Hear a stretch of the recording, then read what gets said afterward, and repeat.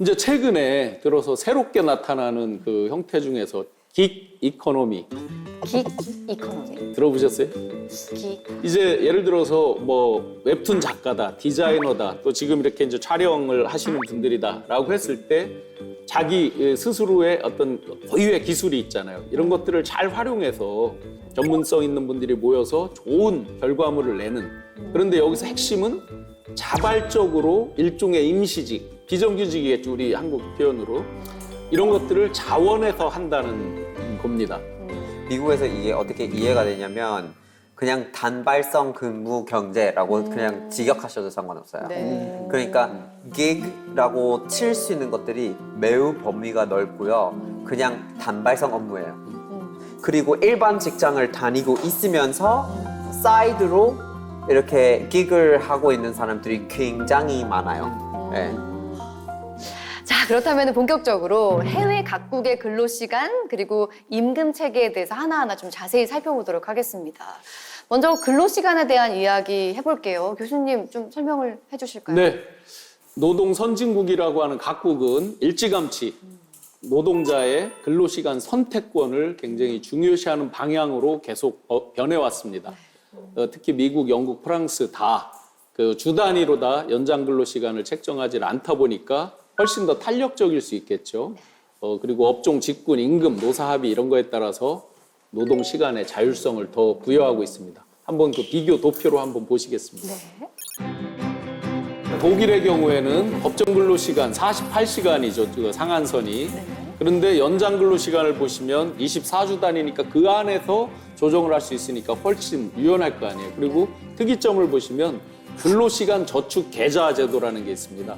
많은 부분에서 유럽 각국들이 일종의 마일리지 쌓듯이 이런 것들을 제도를 많이 활용하고 있는데 은행 계좌에 입출금 명세가 기록되듯이 노동자의 근로시간을 관리하는 거예요. 초과로 더 많이 했으면은 거기에 더 플러스 알파로 어떤 인센티브를 주는 거고 거기에 적립된 거에 따라서 나중에 일정 기간을 두고 정산해주는 이런 제도들입니다. 그리고 영국도 보시면 17주, 주 평균 주 48시간이 법정 근로시간이죠. 연장 근로시간 단위 17주로 돼 있잖아요. 그러니까 훨씬 더 당연히 유연하겠죠. 근로시간 자유선택제, 소위 옵트아웃이라는 제도를 시행해서 만 18세 이상 노동자의 자발적 서면 동의가 있으면 합의에 의해서 주 48시간을 초과하는 걸로도 허용하고 있습니다. 일본 같은 경우는 월 45시간을 연장할 수 있게 해놨죠. 연 360시간 내 단위별로 관리를 한다. 3개월 단위로 그렇게 한다. 이렇게 전체 대부분의 선진국가들은 저희보다 탄력성, 유연성을 더 강화하면서 노동자의 시간, 근로시간 선택권을 강화하는 방향으로 업체가 바뀌어 있다. 그러면 저희 방향도 앞으로 어떻게 가야 될지 강력한 힌트를 얻은 거죠. 일단 우리나라는 52시간인데 48시간, 일본 45시간. 네. 미국은 어때요? 미국은 기본이 40시간이고요. 그리고 그거를 더 늘린다고 하면 뭐 자유롭게 늘리실 수가 있고요. 거기에 한도가 없습니다. 프랑스 같은 경우에는 여기서 가장 낮은 것 같네요. 35시간입니다. 네. 네, 근로시간은 네, 한 주 기준으로 봤을 때 35시간이고요. 좀 노사 자율적 시간 배분을 좀 존중하는 편이기는 해요. 근데 여기서 좀 제가 말씀드리고 싶은 거는 35시간이라고 해서 그것만 일하고 절대 떠나는 건 아니에요. 네, 다들 좀 약간 프랑스에 대한 좀 편견이 있는 것 같아요. 그렇죠?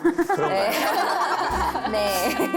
그 35시간을 넘었을 때 무조건 무슨 뭐 노동부 가가지고 막 허락을 받아고 절대 안 그래요. 그렇지 않고 물론 계약서에 적히는 내용도 있겠지만은 그 회사와 상사와 충분히 또 협의를 보는 부분도 있어요. 그럼 내가 이만큼 내가 더 일을 했을 때 받는 보상도 있고 그 연장 근로는 그 12주 네, 12주 단위로 이제 진행이 되고요. 그리고 연간 총량 220시로 이제 제한하고 있어요. 네, 그래서 좀 한국과 이런 면에서는 좀 다른 것 같고요.